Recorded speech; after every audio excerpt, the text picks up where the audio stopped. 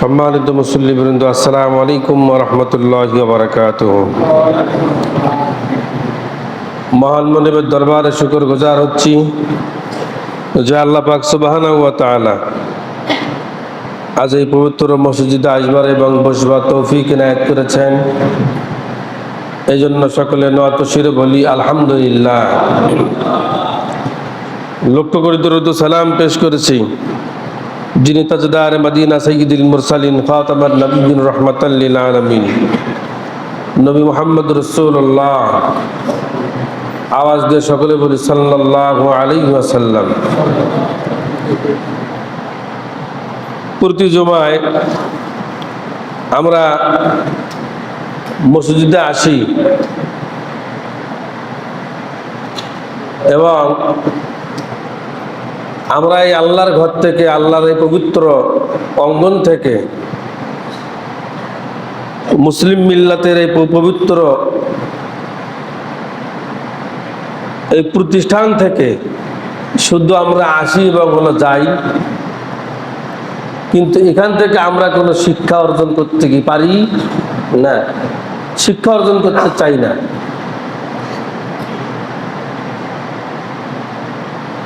অথচ সারা বিশ্বের প্রতিটি মুসলিম মিল্লাতের কর্তব্য হলো যে এই জুমা থেকে, আজকের জুমা থেকে সামনের জুমা পর্যন্ত যে কথাগুলো আলোকপাত হবে, যা আমরা বলবো আর শুনবো, আমরা সবগুলোই আমরা আমাদের জীবনে পালন করার চেষ্টা করব। এটা হচ্ছে আমাদের দায়িত্ব এবং কর্তব্য।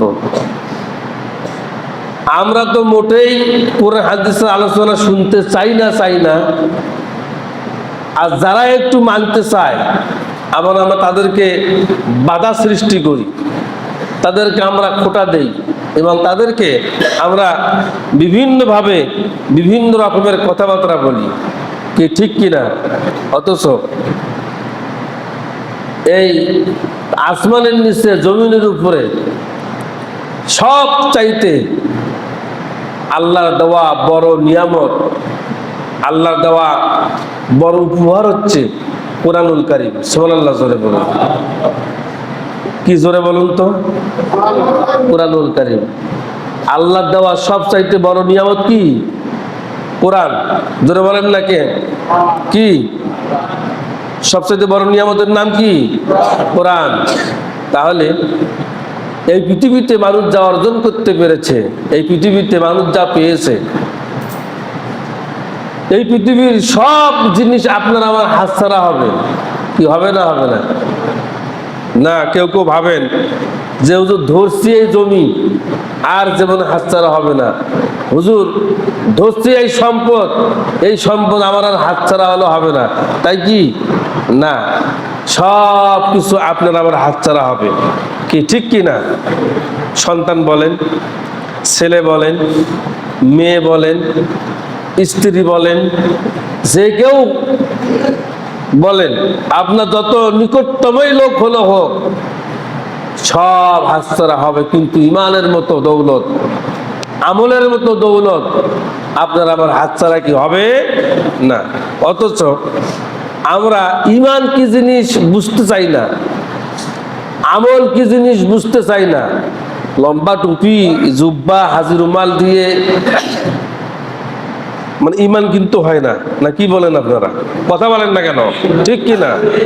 লম্বা টুপি দেখলেই যে বড় হুজুর, হাজি রুমাল দেখলেই যে বড় হাজি, লম্বা পাঞ্জাবি দেখলেই যে বড় পীর সাহেব, মানে তা দিয়ে কিন্তু মানে হুজুর মাপা হলো যায় না, আলেম মাপা যায় না, তারপর ইমাম মাপা হলো যায় না। আল্লাহর কাছে সব চাইতে ওই ব্যক্তি প্রিয় যার ভয়, যার অন্তরে আল্লাহর ভয় বেশি লেগে থাকে। সুবহানাল্লাহ, জোরে বলুন। ইন্নামা আকরামাকুম ইনদাল্লাহি আতকাকুম। আল্লাহকে যে সব চাইতে বেশি ভয় করে, আল্লাহকে সব চাইতে নির্জনে, গোপনে, দিনের আলোয়, রাত্রের অন্ধকারে সব চাইতে যে আল্লাহকে ডরায়, ভয় হলো পায়, তার চাইতে সৃষ্ট আল্লাহর ওলি আকাশের নিচে জমিনের উপরে আর কি হতে কি পারে না। তাহলে আমরা এই সামান্যতম এই সময়ে এই দুনিয়ার সফরে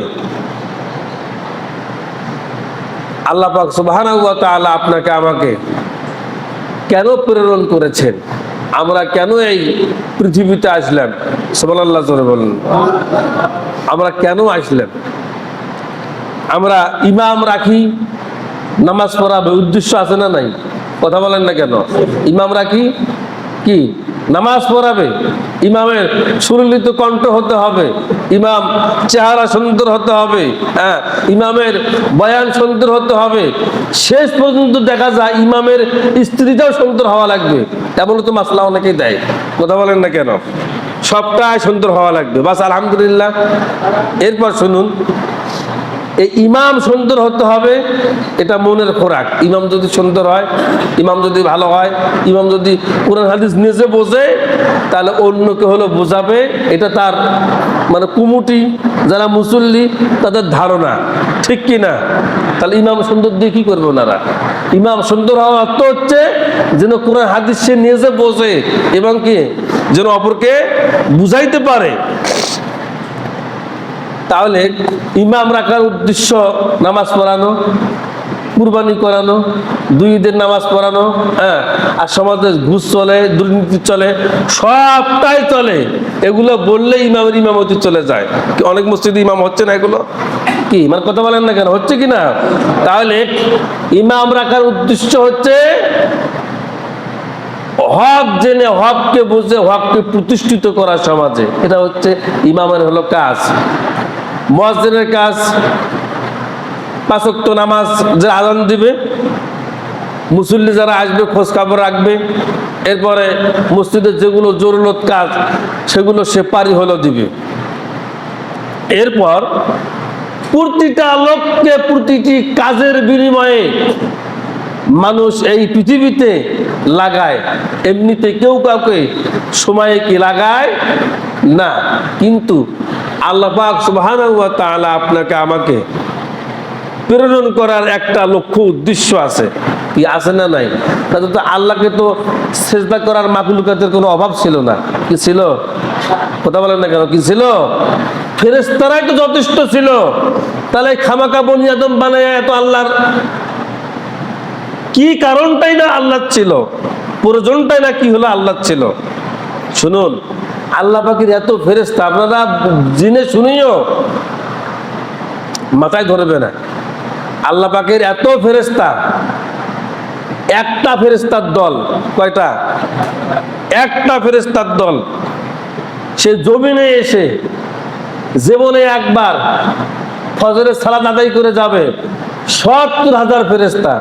কত হাজার ফেরেশতা? কথা বলেন কত হাজার? ৭০,০০০ ফেরেশতা একদিন একবার পৃথিবীর বুকে একবারই হলে আসবে ফজরের টাইমে। ৭০,০০০ ফেরেশতা একবারেই জামাত করে চলে যাবে, আর পৃথিবীতে আসার আর কোনো সুযোগ কি হবে না। এত অগণিত ফেরেশতা আল্লাহ তাআলা সৃষ্টি হলো করেছেন। তাহলে সেজদা দেওয়ার মতোই লোকের আল্লাহর অভাব ছিল না, মাখলুকাতের কিন্তু আল্লাহর অভাব ছিল না, কি ছিল না? ছিল না। তাহলে আপনাকে আমাকে সৃষ্টি করার লক্ষ্য উদ্দেশ্য হচ্ছে মা খলাকতুল জিন্না ওয়াল ইনসা ইল্লা লিয়াবুদুন, শুধুমাত্র কেবলমাত্র একমাত্র ইবাদত করতে হবে কার? জোরে বলেন না কেন? কার? আল্লাহর ইবাদত করতে হবে। কিন্তু আপনি আমি বুকে হাত দেন তো, হাত দিয়ে বলেন তো যে আমরা কি সত্যিকার আল্লাহর গোলাম হতে পেরেছি? আমরা কি সত্যিকার অর্থে আল্লাহর হুকুম সঠিকভাবে আমরা কি পালন করতে পেরেছি? পারি না। অন্য ইবাদত বাদ দিলাম, কুরবানির গোশতের কথাই বলেন, যা করেছেন। শোনেন, বলবো? কথা বলেন না কেন? বলবো না? বলবো না? বলবো না? এত বক্তব্য গেল কোথায়? এত ওয়াজগুলো আমার গেল কোথায়? এই যে মানে সব চাইতে একটু যেটা এত ভালো করে বলার পরেও, বোঝার পরেও যারা বুঝেন নাই, যারা না বুঝে, যারা বোবার মতো যারা ভূমিকা পালন করেছেন, শুনে রাখেন কিয়ামতের ময়দানে আল্লাহর দরবার আমার এই বয়ান আপনাকে কিন্তু আল্লাহর কাঠগড়ায় দাঁড়াতে হবে। কথা বলেন না কেন? কি ঠিক কিনা? তাহলে কুরবানির গোশত কি করেছেন আপনারা ভালো হলো জানেন। যা আমি চেয়েছি আমার মন পুতো হয় নাই, আমি ইমাম, আপনাদের কার্যকলাপগুলো আমার মন পুতো হয় নাই, আমার মন পুতো হয় নাই বিধায় আমি আবারও আজকে কি উত্থাপন হলো করলাম, যাতে করে সামনে যেন এই ধরনের ভুলগুলো যেন হলো না হয়। শুনুন, মিসকিনের ভাগ মিসকিনকে যারা না দিয়ে যারা ফ্রিজে রেখেছেন, আত্মীয়তার ভাগ যারা না দিয়ে যারা ফ্রিজে হলো রেখেছেন, আপনি কেমন আল্লাহর গোলাম, আপনি কেমন আল্লাহর শুকরগুজারি বান্দা, আপনি কেমন মানুষ? কিয়ামতের ময়দানে আল্লাহর দরবারে এর জবাব দিতে হবে। কথা বলেন ঠিক কিনা? আর যারা ভাগে দিয়েছেন, ওই বলছিলাম না, ওই যারা ভাগে দিয়েছেন আছে নাকি মুসল্লিগুলো এখানে? কেউ আছে, কেউ নাই। অনেকে নামাজেই পড়ে না, অনেকেই ফজরেই পড়ে নাই। কি কথা বলেন না কেন? তাহলে কুরবানি আল্লাহ তাআলা গোশত চান না, রক্ত চান না, মাংস চান না, কোনো কিছুই চান না। আল্লাহ তাআলা মনে তাকওয়া চান। কি কথা বলেন না কেন? ঠিক কিনা? তাহলে ইবাদত করার জন্য পৃথিবীতে এসেছে, কিন্তু আমরা লুডু খেলতেছি দুনিয়ায়। কথা বলেন না কেন? কি খেলতেছি? লুডু খেলতেছি। লুডু খেলার মতো আমরা মুসল্লি হয়েছি, যার সাথে বলে আইরে তার সাথে বলে যাইরে। না, মানে এটা কোনো মানে মুসলিমের ভূমিকা হতে পারে না, এটা কোনো মুসলমানের ভূমিকা হতে পারে না, এটা কোনো আল্লাহওয়ালার ভূমিকা হতে পারে না। আল্লাহু আকবার জোরে বলুন। তাহলে মুসলমান কোন ব্যক্তি? মুসলমান ওই ব্যক্তি আল্লাহর কথা শুনবে, কোনো প্রশ্ন করবে না। মদ হারাম কেন? কোনো প্রশ্ন নাই, আল্লাহ হারাম করেছেন, আমি মদ খাবো না। সুবহানাল্লাহ জোরে বলেন। সুদ হারাম কেন? আমার আল্লাহ করেছেন, কোনো প্রশ্ন নাই, আমি শাশ্বত হলে মেনে নেব, এর নাম হচ্ছে মুসলিম। সুবহানাল্লাহ জোরে বলুন। অথচ মুসলমান দাবি করেন, আপনি নিজেও জানেন যে 60টার একটা হলো বিড়িখোর, মদখোর, কি জেনাখোর, তাকে নিয়ে হলো কুরবানি হলো করলেন, কিন্তু করেন, আপনার কুরবানি আল্লাহর কাছে গ্রহণযোগ্য কি হবে না। সুতরাং আবারও বলছি, কি সংশোধন হওয়ার জন্য বলুন তো দরকার আছে না নাই? কথা বলেন না কেন? কি আছে না নাই? শুনুন, সামনে আমাদের কবর, আমার সামনে হলো কবর, আমার সামনে কবর বিধায় আমি এই বাজনাগুলো বাজাচ্ছি। আল্লাহ যেন আমাকে নাজাত দেয়, আপনারাও যেন নাজাত পান, আমিন বলেন। তাহলে এই কুরবানি যদি আল্লাহর ইবাদত মতো যদি হলো হয়, এই কুরবানি সম্পূর্ণরূপে তাকওয়া অর্জনের জন্য যদি না হলো হয়, তাহলে এই পশু কিয়ামতের ময়দানে তার বড় বড় শিং দিয়ে আল্লাহ তাআলা বলবে, যারে পশু তোকে আমি বড় বড় শিং হলো দিলাম। একটা হাতি চেনেন না আপনারা? কথা বলেন না কেন? আল্লাহ পাকের নিয়ামত কি বড় না ছোট? একটা হাতি, যে বড় হাতি, ও হাতি যদি ইচ্ছা করে তার মাউথকে সুদ দিয়ে নেমে একটা পা তুলে দিলেই তো মাথাটা বেলের মতো একটা আওয়াজ হয়ে যাবে। কি ঠিক কিনা? তাহলে আল্লাহ তাআলা বলেন, ফাবি আইয়া আলাই রাব্বিকুমা তুকাযযিবান, তোমরা আমার কোন কোন নিয়ামতকে অস্বীকার হলো করবে।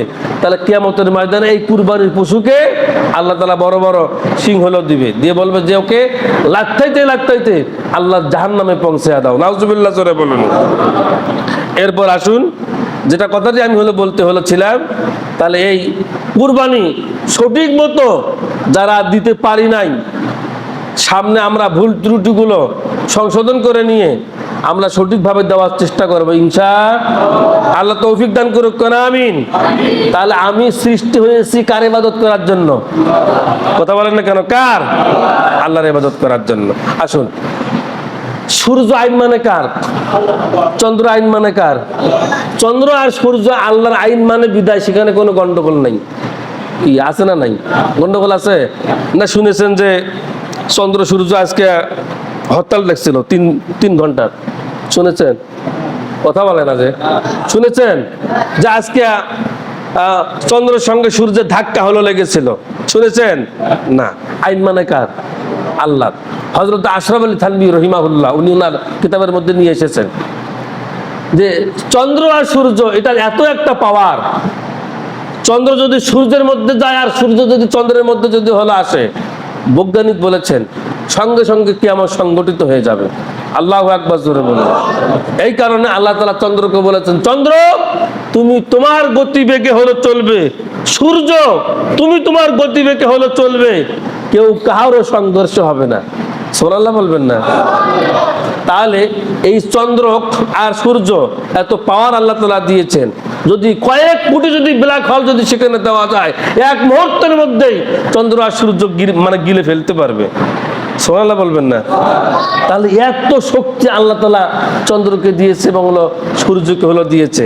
তাহলে চন্দ্র আসমানে আইন মানে আল্লাহর, সূর্য আসমানে আইন মানে হলো আল্লাহর, এই জন্য কোনো গন্ডগোল নেই। এই জন্য কি কোনো মিটিং মিছিল নেই।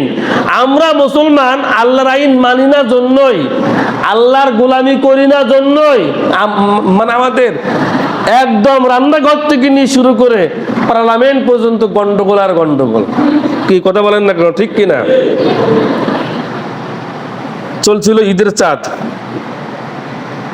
যদিও কথাটা মানে করে হাদিসের দলিল নয়, একটু শোনেন মজা পাবেন। চলছিল কিসের চাঁদ জোরে বলুন তো? ঈদের চাঁদ। ভাই থাকে সৌদি আরব, ফোন দিয়েছে ছোট ভাইকে, যে বলছে কি খবর, তুমি মাঠের নামাজ পড়তে যাও নাই কেন? বড় ভাই ছোট ভাইকে হলো বলতেছি, তুই বলতেছি ভাই বলেন কি, আপনি সৌদি আরব থাকেন, আমার জুব্বা নাই, আবা নাই, পাঞ্জাবি নাই, অযথা মাঠের নামাজ পড়ে কি হবে? ঈদের 3 দিন পরেই যে ভাই সৌদি আরব থাকে, বড় বড় আবাগুলো, যে যেগুলো আবা গাও দিয়ে আমি ওয়াজ করি, বিভিন্ন বক্তারা ওয়াজ করে, আবাগুলো দেখেন নাই? আবাগুলো সৌদি আরবের শাইখ আব্দুর রহমান সুদাইসুদের গায়ে দেয়, এরকম বেশ কয়েকটা আবা জুব্বা পাঞ্জাবি দিয়ে পাঠিয়েছে। এ ব্যাপক গায়ে দিয়েই দেখে সর্বনাশ, খুব সুন্দর দেখা যায়। কি দেখা যায় কথা বলেন না কেন? খুব সুন্দর দেখা যায়। যেটাই গায়ে দেয় ডেসিনের সামনে দাঁড়ায়, বাহ বিউটিফুল, খুব সুন্দর লাগে। যেটাই গায়ে দেয় একটা করে খোলে আর ডেসিনের সামনে গিয়ে দাঁড়ায়, খুব সুন্দর লাগে। মা বলতেছে বাবারে তো যেরকম দেখা যায় কাবা শরীফের ইমামও ফেল, এত সুন্দর দেখা যায়। তার কারণ হলো ইসলামী পোশাক তো এমনিতেই সুন্দর। সুবহানাল্লাহ জোরে বলুন। গায়ে দিলে আরো লাগে সুন্দর, কি লাগে কিনা, কি লাগে না? যার একটু চেহারা কম, ও বিমানবন্দর থেকে টেইলার্স থেকেই কাপড় চোপড় যদি গায়ে দেয়, ওকে কিন্তু মানে ইয়ের মতন দেখা যায়, হেলিকপ্টারের মতো দেখা যায়। কি ঠিক কিনা? যার একটু চেহারা ভালো, একটু চলে, ও গায়ে দিলে আরো কি সুন্দর মানায়। তো বলতেছে মা দেখো তো আমাকে মানায় কোনটা? বাপ তুই যেটাই গায়ে দিস সেটাই তোকে মানায়, খুব সুন্দর দেখা যায়। বাবা এইটাই চল, এইটাই গায়ে দিয়ে নামাজ হলে পড়িস। এখন পাশেই কয়েক গ্রামের পরেই মানে একটু দূরেই তাওয়ার বাড়ি, গায়ে দিয়ে হাঁটতে হাঁটতে হাঁটতে হাঁটতে তাওয়ার বাড়িতে যাচ্ছে। অমনি সময় মাগরিবের আজান, আল্লাহু আকবার, আল্লাহু আকবার। এখন এর মাথার মধ্যে একটা বিবেক হলো ঢুকেছে, আরে যে বড় জুব্বা, যে বড় আবা, যে আমার টুপি, আমি যদি মাগরিবের নামাজের সময় যদি মসজিদে না যাই, মানুষ তো আমাকে ফাজিল ছাড়া আর কিছু বলবে না, কথা বলে না, ঠিক কি না? মানুষ আমাকে ফাজিল বলবেই। এক পা দুই পা করে আগায়, আর পা পাউসায়, তার কারণ ভেতরে তো তবিল নাই, কথা বলেন না কেন? কি নাই ভেতরে? কি নাই? তহবিল নাই। আগায় আর পিছায়, তো মনে মনে ভাবতেছে যাই, না হয় গোরস্তান, না হয় পাকিস্তান, না হয় আজকে কি ভাই হবে। আগাইছে, বিরক্ত হচ্ছেন না তো? শোনেন, শেষ পর্যন্ত মুয়াজ্জিন কাল্লা ঘুরি দেখে বাবা আল্লাহ বড় মাপের মানে আলেম মিলাইছে। ওই দিন ফেরাবার মানে ইমাম সাহেব কি, ইমামও নাই, যে ইমাম সাহেব নামাজ পড়ায় উনিও নাই।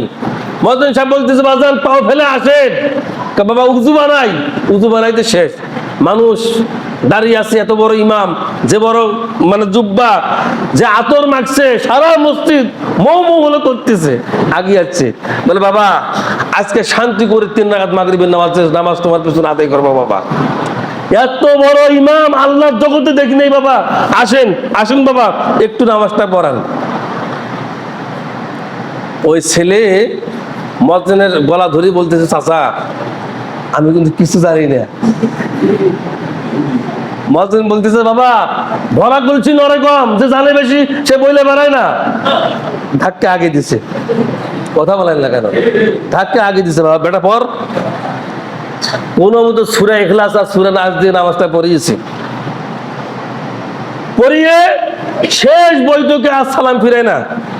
1 minute, 2 minute, 3 minute, 4 minute, 5 minute মুয়াজ্জিন সহ মুসল্লিরা সবাই হলো বলতেছে, জীবনে বহু আত্তাহিয়াতু দেখেছি, এত বড় লম্বা আত্তাহিয়াতু দেখি নাই। বলে আল্লাহওয়ালা লোকের বৈঠক একদিকে লম্বাই হয়, কথা বলেন না কেন? কি ঠিক কিনা? আল্লাহওয়ালা লোক তো আল্লাহওয়ালা লোকের তাসাহুদ একটু লম্বাই হয়। থাকি মুয়াজ্জিন ভেতরে ভেতরে মহা গরম, শালার বেটা শালা, তোকে দিলাম সামনে, এত বড় আলেম তুই। শালা আমাদের বাজারের মসজিদ অনেক লোক, মানে লোক তারা আছে না নাই? কথা বলেন না কেন? অনেক লোক ব্যবসা প্রতিষ্ঠান বন্ধ করে হলে এসেছে, মাগরিবে সালাত হলো পড়তে। মুয়াজ্জিন মনে মনে ভাবছে, তাছে কিরাশি তেলের বোতল একটাও আমার মানে পিঠি ছাড়া মাটির মধ্যে পড়বে না, যা আছে সব আমার পিঠির মধ্যে হলো পড়বে। পেছন থেকে গলা আসরা সিগন্যাল, ইমাম বোঝে না, এত গলা আসরা দিচ্ছে মুসল্লিরা, বোঝে না। ইমাম দেখতে দেখতে মাথা যখন ইমামের গরম হয়েছে, উঠে মুয়াজ্জিনকে ধরছে, এই বেটা আমি কি সামনে আসতে চাইছি নাকি? বাবা সব তো ঠিক আছে, আপনি আলেম মানুষ জোর করে দিলাম, আপনি 1 রাকাত পড়ালেন ঠিক, 2 রাকাত পড়ালেন ঠিক, তাছাড়াও ঠিক, তৃতীয় বৈঠকে হলোটা কি তা তো আমি হলো বুঝলাম না। ভাই বেটা আমার প্যাস লাগছে। কথা বলেন না কেন? কি লাগছে? আরে প্যাস লাগবে কোথায়? আত্তাহিয়াতুর মধ্যে প্যাস লাগছে। বলে আত্তাহিয়াতু মানে প্যাস মানে আত্তাহিয়াতু লিল্লাহি রাব্বিল আলামিন, মানে আত্তাহিয়াতু লিল্লাহি ওয়াস সালাওয়াতু নাই করতে বলতেছি, আত্তাহিয়াতু লিল্লাহি রাব্বিল আলামিন, আত্তাহিয়াতু লিল্লাহি রাব্বিল আলামিন। এই বেটা এই প্যাসে 6.5 ঘন্টা খাইছে। কয় ঘন্টা খাইছে? কথা বলেন না কেন? 6.5 ঘন্টা হলে খাইছে। এখন মুয়াজ্জিন বলতেছে, বাবা এই আত্তাহিয়াতু হচ্ছে দোয়া, আর সূরা ফাতিহা ওটা হলো সূরা, সূরার মধ্যে আত্তাহিয়াতু ঢুকলো কেমনে? অমনেই ঢুকছে। কথা বলেন না কেন? কি কেমনে হলো ঢুকছে? অমনেই ঢুকছে। বাতিলের সঙ্গে হক যখন ঢোকে, বাতিল কিন্তু পরাজিত, মানে বাতিল কিন্তু মানে জয়ী হতে পারে না, বাতিল কিন্তু জয়ী হতে পারে না, যারা হক তারাই জয়ী হয়। সুবহানাল্লাহ করে বলুন। আর হক যখন বাতিলে ঢোকে, ওই হককে ওই বাতিল চিরতরের জন্য নষ্ট করে জাহান্নামের নর্দমার কীট বানায়। কি কথা বলেন না কেন? ঠিক কিনা? তাহলে আমাদের সংসারে পেঁয়াজ, বউ বলে একটা, স্বামী বলে একটা, ছেলে বলে একটা, নেতা বলে একটা, কর্মী বলে হলে একটা, ইমাম কয় একটা, মুয়াজ্জিন একটা, মুসল্লি হলে একটা। কি কথা বলেন না কেন?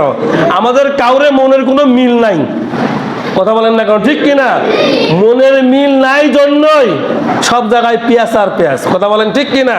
তাহলে সমস্ত পেঁয়াজকে কেটে আমরা আল্লাহর জন্য, রসুলের জন্য আমরা এক হব। সকলে রাজি আছি তো ইনশাআল্লাহ? সূরা ইউনূসের একটা আয়াতে কারিমা পড়েছিলাম, বলে শেষ হলো করতেছি।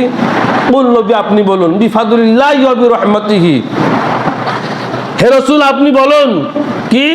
কুল বিফাদুলিল্লাহি ওয়া বিরহমাতিহি ফাবিযালিকা ফালইফরাহু হুয়া খায়রুম মিম্মা ইয়াজমাউন। এই পৃথিবীর বুকে মানুষ যা অর্জন করতে পেরেছে তার চাইতে কোরআন, শ্রীয় কোরআন হচ্ছে উত্তম। সুবহানাল্লাহ জোরে বলুন। কোরআনের চাইতে শ্রেষ্ঠ সম্পদ আল্লাহর আকাশের নিচে জমিনের উপর আর কোনো কিছু হতে কি পারে না। এই যে খুতবা হলো শুরু হলো, মানে হল করে হলো ছিলাম। তাহলে যে কোরআন হালাল শিখালো, যে কোরআন হারাম শিখালো, যে কোরআন জান্নাতি হওয়া শিখালো, যে কোরআন আপনি যে পথে চললে দুনিয়ায় শান্তি পাবেন, আখিরাতে মুক্তি হলো পাবেন, সবটাই হলো শিখালো। তাহলে ওই কোরআন মতো জোরে বলুন তো জীবন পরিচালনা করবার দরকার আছে না নাই? আল্লাহ সকলকে বোঝার তৌফিক ইনায়েত করুন। জোরে বলুন আল্লাহুম্মা আমিন।